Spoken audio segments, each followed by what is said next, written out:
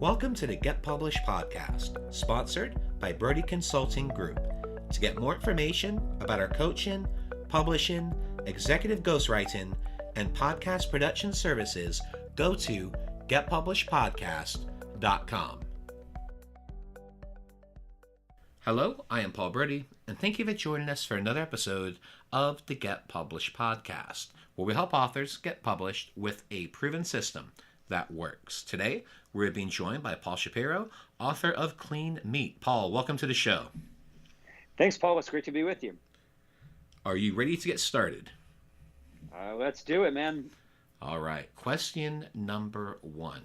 What is the one piece of advice that you would give to a first-time author who is currently writing their book?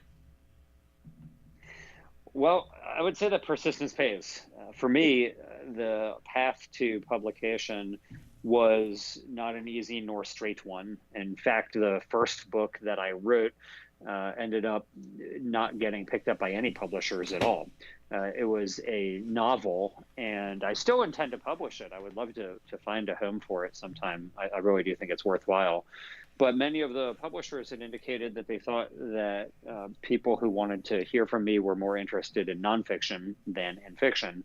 And so I ended up writing a proposal for this nonfiction book, Clean Meat, which is an exploration of the race to commercialize the world's first ever animal-free animal products. So we're not talking about alternatives to meat or substitutes to meat. We're talking here about real, actual meat, except rather than coming from slaughtered animals, it's coming from animal cells that have been grown outside of the animal's body. So these entrepreneurs are essentially taking minuscule biopsies from an animal's muscle and then growing that muscle into many hundreds of pounds of meat that is the same meat that we eat today, just with far fewer resources needed to produce it, far better food safety outcomes, and of course better animal welfare outcomes as well, since you don't have to raise and slaughter animals. So that proposal did fairly well with publishers, and it got picked up and purchased by one of them.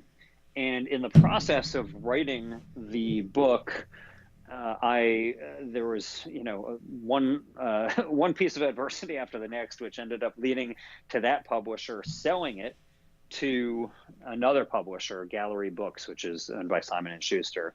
And so that delayed the publication date a little bit, but in the end, it worked out really well because I really loved working with Gallery Books and with Adam Wilson in particular, who was the editor at Gallery for that book.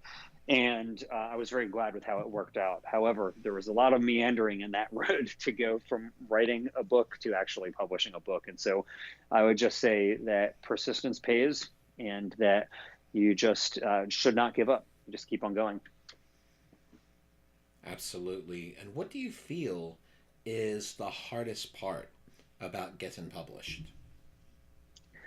Well, I mean, it depends on who you are and what you're writing about. In my particular case, as a first-time author, I didn't really have any, anything under my belt that I could point to and say, hey, look, here's how a previous book did.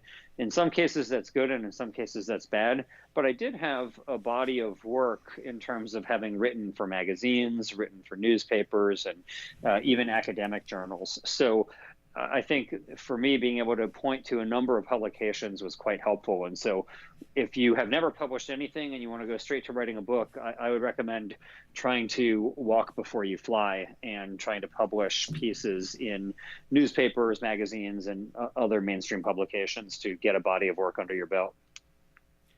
Well, let's talk about marketing. So please share a marketing strategy that you have used in your book launch that has worked well. Well, there was a number of things that I did, and I got very fortunate in that the book Clean Meat hit the Washington Post bestsellers list. And I think there's a number of reasons that happened, one of which was that the Wall Street Journal did a very good review by Matthew Scully, who was President George W. Bush's speechwriter when he was in the White House. And Matthew Scully wrote this really stellar review of the book in the Wall Street Journal, for which I was extraordinarily grateful. But that was very helpful. I also released a TEDx talk about the topic of the book the day that it came out, and that was also quite useful for the book. And because the book chronicled the work of so many entrepreneurs who are actually growing meat, milk, and eggs, and gelatin and leather without animals, many of those startups that were culturing their own animal products were also quite pleased to promote the book when it came out, because they were featured in the book in some of them in pretty major ways. So you just brought up a very interesting point. So you were featuring these startups, these different companies, and that connected perfectly with your subject matter. So it was a win-win where you're able to share their story, but they're also able to help promote your book as well. Yeah, that's exactly right, Paul. My book is, while it's nonfiction, it's not as if it's like a memoir or an autobiography about myself. I'm simply acting almost like a journalist, covering the work of entrepreneurs, investors, and other visionaries, other scientists, for example, who dream of a world in which people can have their meat and eat it too, in which they dream of a world where we're able to produce meat without having all of the negative side effects that meat production today has. The animal cruelty, the carbon footprint, the land and water use, the numerous food safety hazards from E. coli to salmonella. And these are people who are so ideologically motivated to make the world a better place that, one, it was a pleasure for me to write about their lives and their work, but then two, I knew that they would also want to help promote the book when it came out. Yeah, and you bring up such a great point with that. So how many companies or how many startups were you featuring in the book? Well, there's probably about 8 or so that are featured in the book. And really interestingly, while the book came out a year ago, that was nearly all of them that existed back then. Now, however, there's probably closer to 30 such startups that exist on the planet today. And so while the North American version came out about a year ago, there are now foreign editions coming out in about 7 or 8 countries in Europe and Asia. And I've done some updates in those editions to account for the companies that have sprung up since the publication of the first edition. Yeah, I was going to mention that it'd be a perfect opportunity to do a second and a third edition as you progress with that and keeping everything updated. It sounds like you're already on top of that. I certainly intend to do that, Paul. Excellent. Well, now on to a hard question. So, what is your favorite book? And what was the number one thing that you learned from it? Well, it's tough. I'm an avid reader. I'm a real bibliophile. However, I will say that I got so much out of reading *Sapiens* by Yuval Harari. It is the runaway bestseller of a few years ago. That's a brief history of humanity. And I learned so much from it because he really goes to great lengths to put humanity in its proper place. That so many times we think of ourselves almost like fallen angels, like as if it is, God, the angels, humans, then the rest of all the animals, then plants, and then rocks, right? But Harari, who is an Israeli historian, really goes into great depth to show that we aren't fallen angels. In fact, we are risen apes, that we are animals who just happen to have had some very fortunate events that occurred that allowed us to go from a rather insignificant ape walking around the African savanna to being now basically the lords of the rest of the world. And while that has spelled good fortune for a large part of humanity, it hasn't necessarily spelled much of anything good for the rest of the planet. Extinctions are at an all-time high. We are heating up the planet. We are causing immense amounts of suffering to animals, both wild and domesticated. And we have a lot to account for.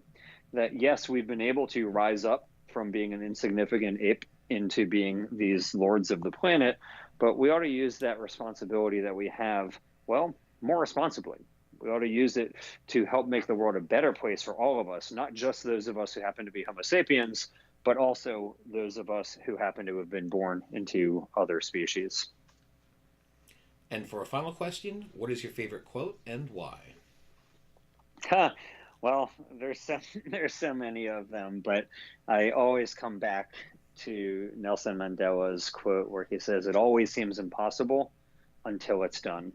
There's so much that we think of as being impossible, especially when it comes to social change. I mean, just think about it. Like 150 years ago in our country, the legitimate social debate was over whether one human being ought to be able to own another human being. And respectable members of society, on doctors, lawyers, members of Congress, took both sides of that issue. Some were pro-slavery, some were anti-slavery, but it was a respectable position to hold in most parts of society to be for or against it. 100 years ago, we were debating whether the children of the poor ought to be forced to labor in coal mines and factories. We were also debating at that point whether more than half the population, women, ought to even be allowed to vote. 50 years ago, we were debating whether blacks and whites ought to be able to drink from the same water fountains. 15 years ago, we were debating whether gay Americans deserve the same rights as other Americans, something that still continues to this day. But for the most part, if today someone were to take the wrong side on these issues, if they were to say, well, I'm for slavery, or I'm for racial segregation, or I'm for denying women the right to vote, pretty quickly they would become a social pariah. Just by holding that view, that a blink of an eye ago, historically speaking, was a totally respectable view to hold. And now today, thankfully, those views are extreme minorities and would really lose you a lot of friends if you were to publicly espouse them today. And so when Nelson Mandela says it always seems impossible until it's done, I think about what he did. It would have been hard to imagine that somebody would go to prison for nearly 30 years only to emerge at the end of it and become president of his nation, yet that's exactly what he did. Today, we're facing a crisis of epic proportions, a crisis when it comes to climate, a crisis when it comes to our treatment of the other animals on our planet, a crisis when it comes to our land use and water use and food security as the human population continues to swell. We're now at 7.7 billion of us, and by 2050, we're projected to be closer to 10 billion of us. The planet isn't getting any bigger. Our footprint on it is getting bigger. And we have to figure out ways to be able to feed ourselves sustainably into the future that don't involve the type of really serious exploitation and environmental degradation that we're causing today. And growing meat without animals is one promising alternative. It's not the only alternative, but it is a promising alternative to be able to help address some of these pressing problems that humanity is facing right now. And so, yes, the problem may seem insurmountable. It may seem impossible to overcome, but as Nelson Mandela said, it always seems impossible until it's done. And I think that is what so many in the sustainable protein movement are doing. They are trying to achieve what many people would consider impossible to create a better food future for the rest of us. Well, Paul, I want to thank you for being a guest on the show today. What is the best way for people to find you online? You can just go to the website cleanmeatbook.com. Again, cleanmeatbook.com, and you can contact me through there. Well, Paul, thank you once again for being on the show, and I wish you all the best in your author journey ahead. Thanks so much, Paul. It's an honor to be on with you. Thanks again for joining us today. To learn more about how you can be featured in our brand new Get Published business book, go to getpublishedpodcast.com.